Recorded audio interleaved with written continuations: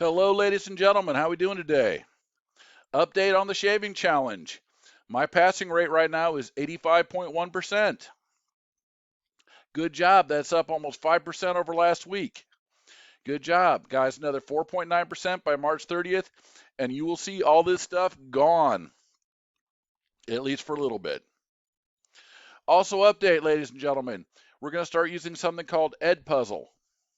I'm going to throw the link in the announcements. This is going to give you a heads up and a start on certain aspects of the lesson. Just give you something to look at and watch. None of the videos are more than 10 minutes long. They do have some questions. I'll determine on how well you do if the questions are extra credit or not. So just keep watching, keep looking, and I will look for you all next week. Also, let you know next week's one-on-one session and small group sessions have been moved to before noon. March 8th, we're starting parent-teacher conferences, so in the afternoon, I will be talking to your parents. If you have any question, guys, go ahead and ask, email me, call. If not, everybody have a great weekend, and I will talk to you soon. Bye.